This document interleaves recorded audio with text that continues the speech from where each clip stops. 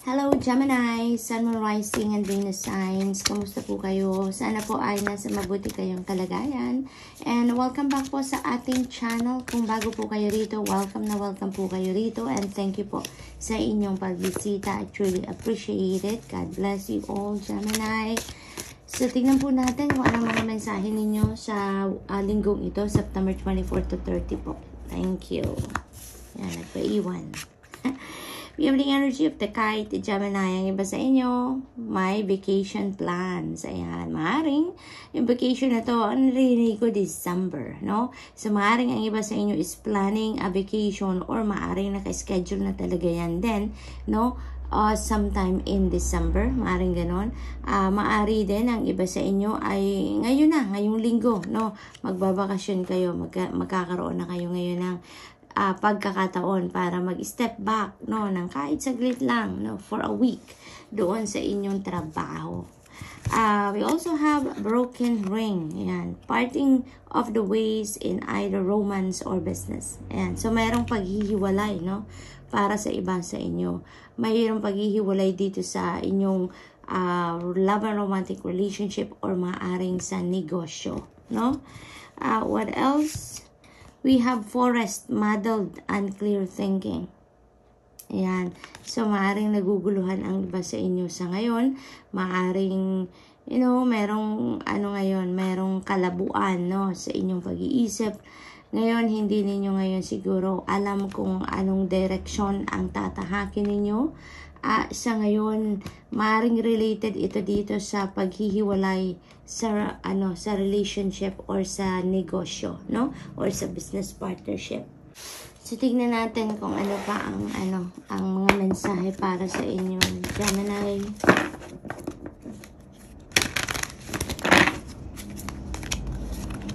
We have yes. Ayan, so you are going to say yes ngayon to another person. No, Gemini, maaaring related yan sa vacation. Maaaring merong nag-aaya sa iyo na magbakasyon tayo, Gemini. Pumunta muna tayo somewhere para, alam mo yun, makapag take a breather. Kumbaga, maaaring dahil siguro dito sa hiwalayan, negosyo man o relationship, kailangan ninyo muna huminga. Kumbaga, no? Maaaring ito, you're going to say yes doon sa nag-aaya sa iyo na magbakasyon muna kayo. We have get more information. Ayan, so get more information. Maaring bago to dito sa paghihiwalay na yan. Maaring bago kayo magdesisyon na makipaghiwalay kayo sa inyong karelasyon or sa inyong business partner, hindi rin naman na basta-basta na lang kayo magdidesisyon, no? You are going to get more information nang sa gayon, may naman kayo, may valid reason kayo or may basis naman talaga kayo doon sa inyong pakikipaghiwalay, no?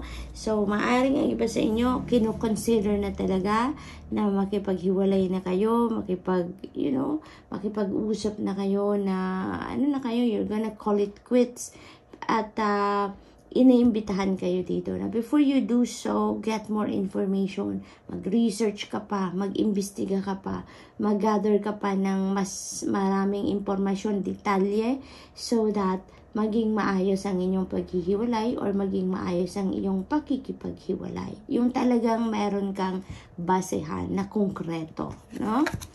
No need to worry. Yan, wag kang mag-alala kasi maaring yung yung unclear thinking na to, masusolusyonan mo yan by getting more information. Maari kasi na kino-consider ng iba sa inyo dito na makipaghiwalay pero hindi ka sigurado, no, kung ipupush through mo yung plan mo na yun or hindi. Kaya naman, ay naimbitahan ka din, no? This is for some of you, Gemini, no? Ibang sitwasyon naman ito for some of you na mag-research ka pa nga, kumuha ka pa ng maraming impormasyon. And with that, it feels like makakatulong sa iyo yan na makapag-desisyon kayo ng mas maayos, makakapag-desisyon kayo na talagang clear na sa inyo ang inyong situation. Kaya, huwag ka nang mag-alala, okay? You have nothing to worry about kasi kung ano yung mga impormasyon na kailangan mo na makakatulong sa iyong magdesisyon ng tama, makukuha mo yan, no? That will be provided to you. Kaya, huwag kang mag-alala na, no? So, what else for Gemini? Prosperity. Wow. So, focus lang tayo doon sa kung ano ang positibo, kung ano yung sa tingin natin ay magiging maganda, mas magiging maayos, nagagawin natin. Focus lang tayo doon so that mas ma-attract natin yung mga positibong pangyayari, positibong sitwasyon, like this prosperity. No? Mawawala yung blockages along your way, no? Between you and prosperity, between you and abundance, between you and many blessings, no? Yung ganon. So, what else for Gemini? We have discernment. You may need to use your own discernment dito and judgment, Gemini, before you make this decision na makipaghiwalay kayo. Kaya nararapat talaga na tiyaga ka muna ng konti sa paghahanap ng mga impormasyon na kinakailangan ninyo para makatulong sa inyong magdesisyon, makatulong sa inyo na makita ninyo ang heart and truth ng inyong sitwasyon before you make that decision. No? Hindi yung talaga, you're going to jump into conclusion na ito na yun, ito na yung nakita ko, ito na yung narinig ko, yung mga gano'n. So you may need to dig deeper, no, than the things na narinig nyo na sa ibang tao. You may need to do your own research dito, Gemini. Okay? So what else? Para walang pagsisihan, no? We have healing. Yan. Some of you are healing also, no? Maaring ang iba sa inyo dito ay may ganito ng sitwasyon in the past. Maaring meron ng pinagdaanan kayo recently na paghihiwalay talaga, no? Maaring ang iba sa inyo nandun na sa posisyon na hiniwalayan nyo na ang inyong person or ang inyong business partnership, and maaring at this time, no, you are already thinking of forgiveness, of acceptance, and gusto mo na dumaan ka na sa healing process, no? Maaring gano'n na ang sitwasyon ng iba sa inyo dito. Others of you, then maaring this is a reminder for you, Gemini, na you have healing powers in you, no? Maaring you have a gift of healing, Gemini, kaya naman iniimbitahan ni kayo dito na yakapin mo na, no, Gemini, ang inyong special power to heal other people, no, so that makatulong ka na sa mundo, makatulong ka na sa ibang tao, you can heal others na, and you can start living your purpose na din, kasi maybe yung heal ninyo ng ibang tao, that is your purpose, no? So what else for Gemini?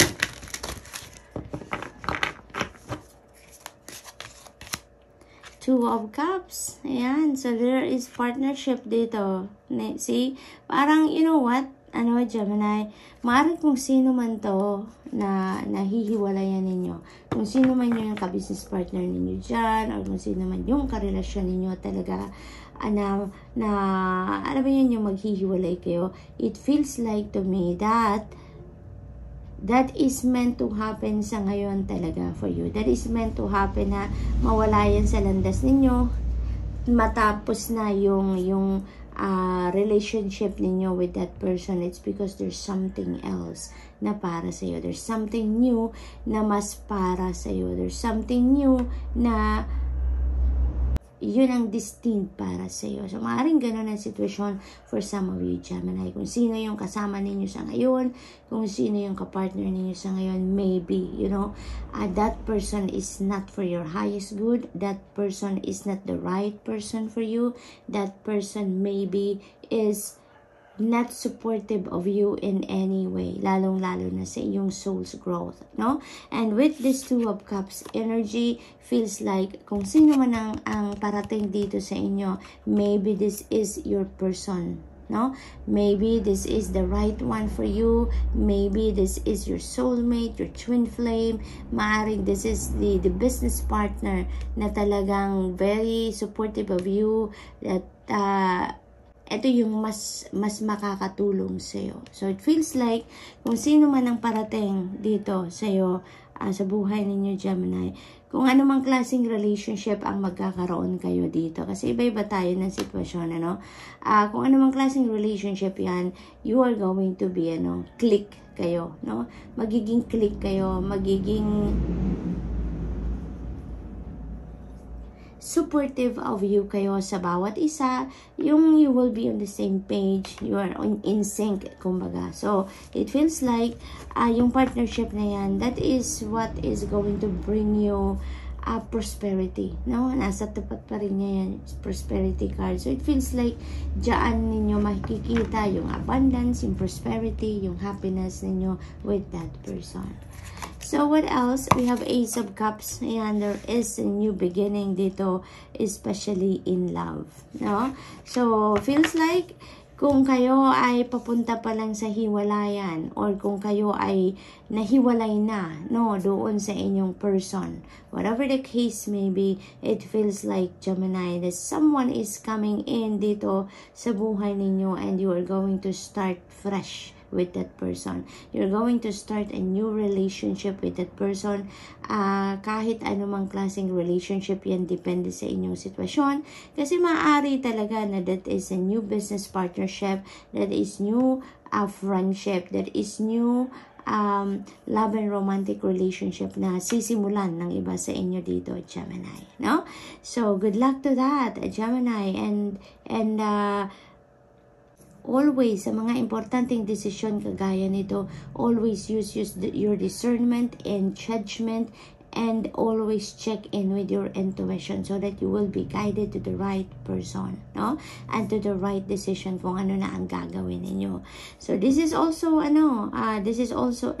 divine blessings coming in sa inyo, Gemini. Kung ano yung kailangan ninyo sa buhay ninyo sa ngayon, yun ang ipapadala sa inyo ng divine universe. So, what else? We have 7 of Wands.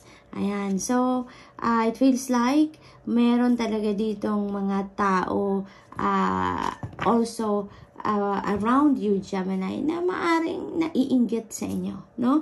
Maaring meron naiinggit sa inyo, merong hindi nagugustuhan na nagtatagumpay kayo, hindi nila nagugustuhan nagiging maayos ang buhay ninyo, yung mga ganon. Kaya, be on the lookout for those people na ganon ang vibe, no? Kasi, maano ninyo yan mararamdaman ninyo ang mga vibe ng people around you if they are negative or if they are positive. Kaya, surround yourself with positive thinking people, surround yourself with inspirational people, and as much as possible, distansya kayo sa mga taong, alam mo yon, negative ang vibes na hatid sa inyo, no? Gemini, so that's all I have for you for today. I hope nakatulong mga mensaheng ito in some way. Thank you for watching. Love and light. Namaste.